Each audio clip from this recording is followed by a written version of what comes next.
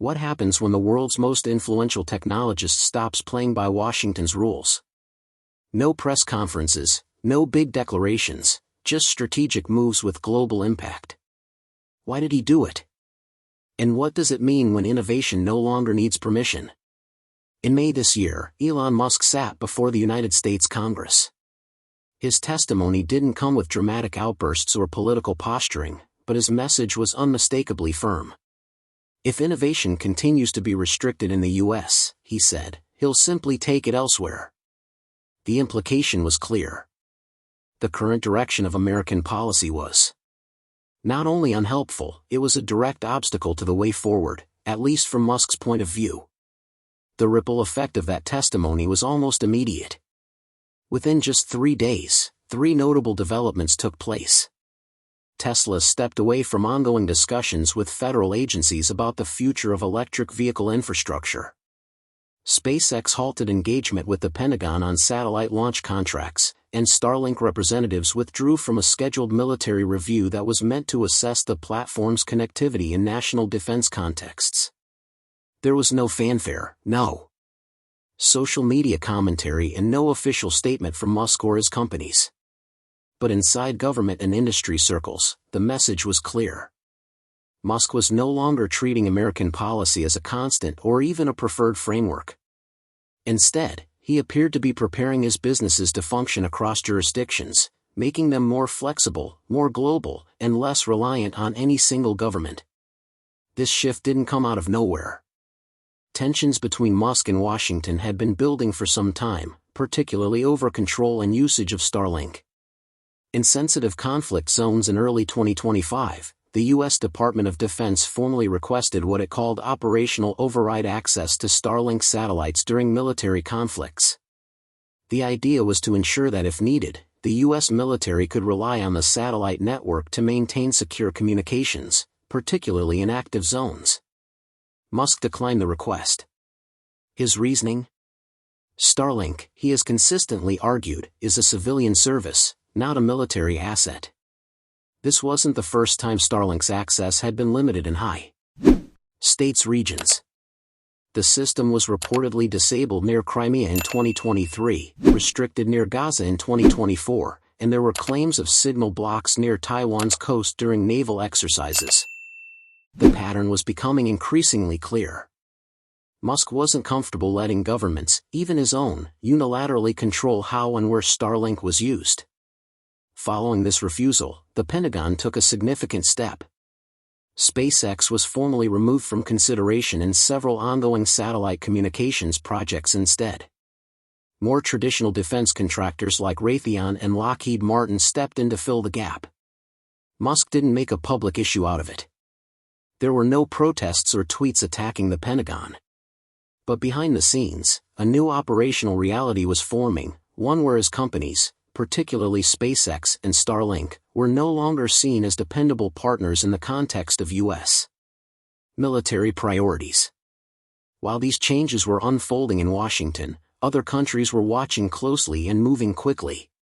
South Africa, which had long delayed Starlink's licensing approvals, suddenly expedited the process. Brazil reopened talks with Starlink for rural coverage, especially in regions where domestic networks had failed to deliver. And in India, regulatory authorities chose not to follow U.S. recommendations to restrict Starlink's local rollout. Instead, they confirmed that the platform's approval would proceed as a matter of internal policy. All of this happened with little or no coordination with Washington. That in itself marked a turning point. Starlink, once positioned as a tool aligned with Western humanitarian and defense efforts, was starting to function as something else entirely: a commercial multipolar platform willing to work where it was welcome, not just where it was politically sanctioned. Tesla, too, was adapting to this new reality. In March 2025, the United States announced expanded tariffs targeting the electric vehicle supply chain. These included higher duties on Chinese-made batteries, rare earth elements, and software-linked vehicle systems for Tesla, which sources components and materials from a variety of countries including Brazil, South Africa, and indirectly, China. The new policy introduced substantial friction. Musk's response was practical rather than rhetorical. Tesla paused its involvement in all federally funded EV charging corridor projects. It also withdrew from all discussions related to government grants for EV infrastructure development. Instead, the company signed a framework agreement with Brazil to develop a national EV charging network entirely outside the influence of U.S. federal policy. This was not a symbolic move. It was, as insiders described it, a restructuring. At the same time, Tesla began making procurement changes, shifting the sourcing and routing of critical vehicle components through jurisdictions that were not aligned with American industrial or strategic policies. This included alternative shipping ports, different logistics routes, and diversified supplier networks. Again, there was no public fanfare. But inside the company, the message was being implemented. U.S. alignment was no longer assumed to be necessary or even beneficial for long-term planning. The Department of Defense already concerned about SpaceX's refusal to comply with operational requests began formally reducing SpaceX's presence in defense-related contract discussions. By April 2025, 3 major programs had excluded Musk's firm from final procurement rounds. These included a $2.8 billion low Earth orbit communications array, which was instead awarded to traditional aerospace contractors, a Pacific surveillance relay project that many had speculated would involve Starlink, which went to Boeing, and a direct launch services agreement that was quietly put on indefinite hold. Pentagon officials cited concerns around operational independence as the key reason. There was no formal blacklisting, but the result was the same. SpaceX was now missing from every final shortlist in key U.S. government space and communications initiatives since the second quarter of 2025. The logic was straightforward. Any platform that can unilaterally deny military access during a conflict is, by definition, a strategic risk. And in government procurement language, strategic risks don't win contracts. They get priced out. Despite this, SpaceX's commercial launch business remained strong. Payloads from international clients, private sector contracts and non-defense categories continued to keep its launch manifest full, but its function as a trusted U.S. defense partner that was, at least for now, suspended. The broader picture began to emerge by mid-2025. Musk was clearly reconfiguring his companies to operate without a foundational reliance on American regulatory or funding systems. The decisions weren't part of a protest or a political campaign. They were operational. They reflected a deeper shift, a belief that the U.S. no longer provides the certainty or flexibility required for cutting-edge innovation in areas like space, AI, energy, and EV infrastructure. And the world was responding to this shift. Countries that had previously hesitated to work with Musk's platforms were now moving forward, often without involving Washington at all. Tesla and Starlink were being welcomed as commercial rather than strategic players. And while this didn't amount to a public break between Musk and the U.S. government, it clearly showed a strategic divergence. This wasn't just about policies or contracts. It was about a changing approach to power, autonomy, and influence in the tech landscape. Musk had built companies that could scale at national levels, but they no longer needed national partnerships to do so. For Washington, that posed a new kind of challenge, and for the rest of the world, it opened a different kind of door. By the second quarter of 2025, it became clear that SpaceX was no longer being treated as a preferred partner for U.S. defense contracts after refusing to grant override authority for Starlink operations during military conflicts. SpaceX found itself left out of critical Pentagon projects. These included a multi-billion-dollar low Earth orbit communications network and a classified surveillance array intended for the Pacific region. In both cases, the contracts went to more traditional defense contractors, organizations that, while less agile than SpaceX, were more predictable and more aligned with military command structures. That said, Musk didn't appear concerned. In fact, as defense-related opportunities in the U.S. dried up, his companies accelerated their efforts abroad. International commercial launches for SpaceX increased.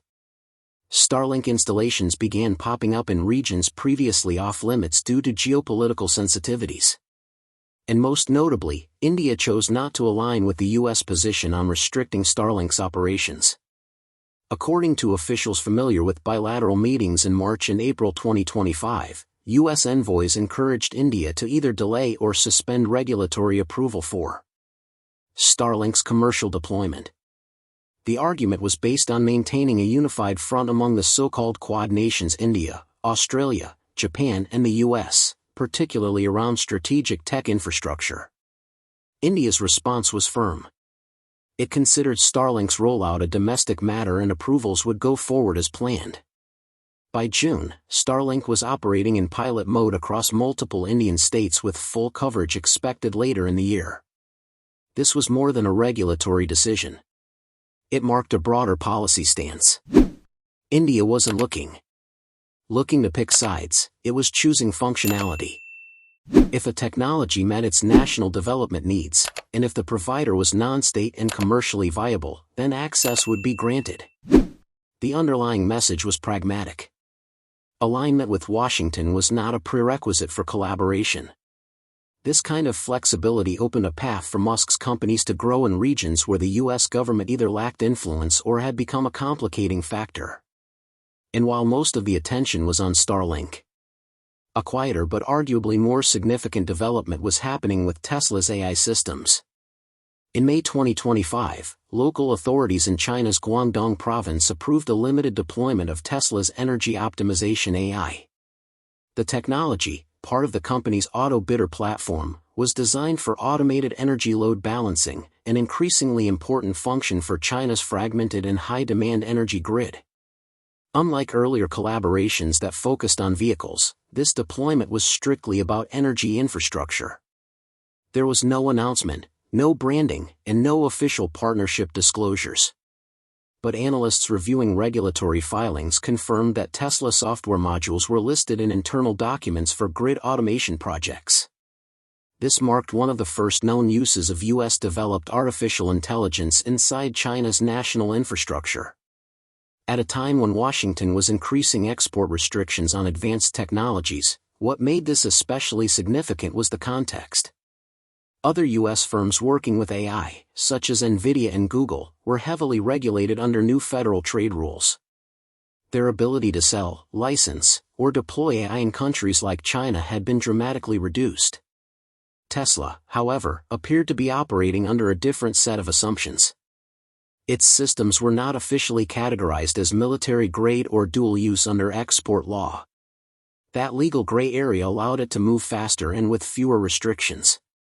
Meanwhile, on the opposite side of the globe, Musk's satellite business continued to gather momentum. In May, Brazil's Ministry of Communications submitted a formal request for Starlink to expand into the country's underserved northern states. The request was part of a broader infrastructure initiative that included national spectrum allocation and rural education connectivity. South Africa, too, moved forward. In April, during a parliamentary hearing, officials confirmed that Starlink was among the final candidates for a state-led broadband delivery program. Even Russia, although not directly aligned with Musk's companies, appeared to show interest. Leaked procurement documents referenced non-state LEO satellite providers for use in emergency-grade military communication. Analysts widely interpreted this as an indirect signal to Musk's team, especially given Starlink's dominance in the commercial LEO space.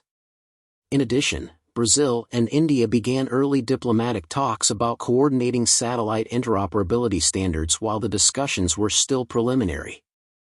Starlink was explicitly named as a potential integrator. These moves showed growing interest in building tech systems that operated independently of Western political influence, and Musk's platforms were increasingly seen as capable of serving that purpose. Crucially, none of these developments involved the U.S. government, and none required U.S. regulation. Regulatory approval.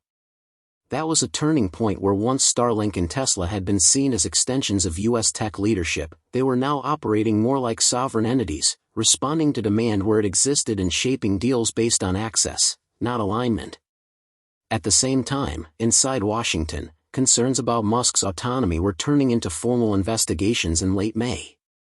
The U.S. Treasury Department launched an inquiry into Tesla's software licensing activities. The focus was on exports of AI and energy systems to state-linked utility companies in Brazil, South Africa, and China. While the review had not yet been classified as a sanctions investigation, it was being treated seriously. Officials wanted to determine whether Tesla's AI tools fell under revised export control laws passed as part of the Post-CHIPS Act framework. The central issue was whether these technologies could be considered dual-use, commercial and peacetime, but potentially strategic in a conflict. Tesla's position was that its systems were general purpose and not on any controlled list. Treasury officials, on the other hand, saw the case as an important test. Could a private American company scale sensitive infrastructure technologies globally without triggering oversight? How that question is answered could set the tone for future U.S. policy. Not just toward Musk, but toward any company attempting to build global platforms outside traditional public-private partnerships. In parallel, Musk's companies were being quietly removed from advisory roles. As of June 2025, Tesla and its AI affiliate xAI were no longer part of two major U.S. government advisory bodies. One was the National AI Strategy Group, which still included firms like Google, DeepMind, Amazon, Microsoft and Anthropic. The other was the Federal EV Infrastructure Forum, where Tesla had previously been a leading voice. While the removals were not publicized, sources close to the process cited a growing sense that Musk's companies could no longer be relied upon to support U.S. strategic goals. From Musk's side, the response came in the form of a public post on May 31. If DC wants control, it can build its own infrastructure. We'll build where we're needed. It was a short message, but it summarized a broader shift. Musk no longer saw partnership with the U.S. government as essential. In fact, he no longer saw it as beneficial in many cases. This wasn't a rebellion. There were no dramatic breakups or lawsuits. But structurally, the change was profound. Musk's companies were starting to operate like non-aligned entities, scaling according to market access, not policy agendas. Where governments welcomed innovation and allowed operational freedom, his platforms moved forward. Where governments imposed restrictions, they were bypassed. As Elon Musk's companies continued expanding their operations outside U.S. government frameworks, the global landscape began to adjust. What began as a quiet shift was now taking on a more structured and noticeable form. Governments that once viewed Musk as an unofficial extension of U.S. tech leadership started reassessing that assumption. The question wasn't just about whether they could trust his technology, it was whether they could trust that it would align with their own strategic needs in the future. By mid-2025, this recalibration was visible in several key U.S. allied countries and Germany. The Federal Network Agency launched an internal review of Starlink's role in European connectivity planning. The central concern wasn't technical performance, it was governance. Specifically, whether Starlink's refusal to comply with U.S. military override requests made it too unpredictable to rely on in NATO coordination or crisis planning. In Japan, similar hesitation emerged. The Ministry of Internal Affairs delayed the second phase of Starlink's commercial rollout.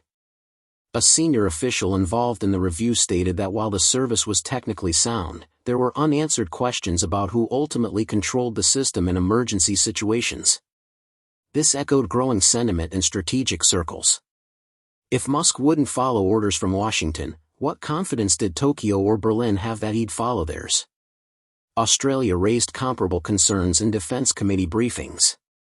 Lawmakers referenced prior incidents where Starlink had been deactivated in or near conflict zones, such as Crimea and Gaza, based on internal company decisions rather than government requests. In situations where national infrastructure relies on satellite communication, trust in the decision-making process behind that infrastructure becomes just as critical as its technical reliability. None of these countries issued outright bans, but their approach to Musk-linked technologies was shifting. The issue wasn't just geopolitical alignment, it was operational sovereignty. governments were beginning to question whether it made sense to depend on private platforms that operated without clearly defined command structures tied to national interests. Meanwhile, China was moving in the opposite direction, despite growing tensions with the United States. It appeared to be creating more space for Musk to expand. In May 2025, Tesla received new land use approvals for its Gigafactory in Shanghai, allowing it to significantly increase battery production. This came only weeks after the U.S. implemented new tariffs targeting electric vehicle supply chains, particularly those tied to Chinese-made components. Alongside this, Tesla was granted exemptions on software localization rules, giving it more freedom to deploy its AI-driven fleet management and energy optimization tools. Most foreign firms, particularly those from the U.S., still faced strict localization requirements or were outright restricted. But Tesla was an exception. This wasn't just about making cars, it was about data systems, predictive AI and operational infrastructure, and within that ecosystem, China was offering incentives rather than restrictions. Further developments confirmed this strategy. Officials from Anhui province announced that Tesla would participate in a public-private electric vehicle R&D lab in the city of Hefei. The deal included local subsidies that partially offset cost increases from the U.S. tariff policy. These moves weren't random or isolated. They pointed to a coordinated Chinese effort to use Musk's growing frustration with U.S. policies as a strategic asset. The goal didn't appear to be control, but enablement. By giving Tesla space to operate more freely, China positioned itself as a platform for Musk's ambitions at a time when Washington was pulling back access. Elsewhere, the pattern repeated in the United Arab Emirates and Singapore. XAI, the artificial intelligence company Musk launched in 2023, began pilot deployments in commercial data centers. Neither rollout was tied to U.S. government partnerships or frameworks. Instead, the partnerships were structured as independent commercial trials developed outside the typical pathways, followed by American tech firms. By June 2025, Musk's operating model had undergone a fundamental transformation. His core companies, Tesla, Starlink, XAI, and SpaceX, were no longer structured around U.S. government support, funding, licensing, infrastructure agreements, and strategic R&D maps had been reoriented. These firms were now expanding based on access and opportunity, not alignment. Starlink's new growth came primarily through direct deals with governments in the BRICS bloc and other non-aligned states. These agreements bypassed Pentagon oversight entirely. Tesla was rolling out grid technology and AI platforms in countries like Brazil, South Africa, and China, outside the boundaries of U.S. industrial policy. And 11 was building computing partnerships in regions less constrained by export control rules. Even SpaceX, while still a U.S.-registered company, had restructured its launch schedule. By mid-year, more than 40% of new launch manifests were tied to non-defense, commercial or international payloads. That meant fewer obligations to U.S. defense priorities and more flexibility in how and where to operate. It's important to note that none of these changes came with formal declarations of independence. Musk didn't renounce American citizenship or announce the relocation of his headquarters. But in functional terms, his companies were no longer deeply integrated into the American federal tech system. They were operating alongside it or entirely outside it. This didn't mean Musk had turned against the United States. His company still employed thousands of American workers and maintained major facilities on U.S. soil. But the underlying assumption that U.S. government alignment was a necessary ingredient for success had been replaced. What mattered now was autonomy and the ability to move quickly where regulation was light and partnerships were pragmatic. Back in Washington, this shift didn't go unnoticed as of June. Multiple federal agencies had begun re-evaluating how they dealt with Musk-affiliated firms. Treasury, as previously mentioned, was exploring whether Tesla's AI exports to foreign utilities qualified as dual-use technologies. The Department of Defense had quietly deprioritized SpaceX across several procurement categories, and the White House had not extended invitations to Musk or his companies to participate in recent strategic innovation forums more subtly. the U.S. political establishment began to recognize that it could no longer count on Musk's platforms to advance American objectives by default. And for policymakers accustomed to using public-private partnerships as a lever of influence, that realization marked a deeper loss of leverage than any single contract or policy dispute. Outside the U.S., the rest of the world was adjusting too. Some nations embraced the opportunity. Others, like Germany and Japan, took a more cautious stance. But in all cases, one fact was clear. Musk's companies now operated according to a different set of rules. They moved based on practical considerations, not diplomatic ones. This doesn't mean Musk's companies are immune to regulation. Every jurisdiction comes with its own requirements. But what's changed is that Musk now has enough scale and reach to operate selectively. If one country imposes too many restrictions, he can shift resources, infrastructure, or market focus elsewhere. That's a level of freedom few private firms have ever achieved, especially those dealing in sectors as tightly regulated as energy, AI, aerospace, and communications. As of mid-2025, the quiet rupture between Musk and the U.S. government had become structural. It wasn't a hostile breakup. There were no sanctions, no legal battles, no dramatic departures, but the alignment that once defined the relationship had eroded. What remained was a new operational model, one where the world's most influential technologist no longer sought permission to build. He simply built where he was allowed. This shift raises important questions for the future.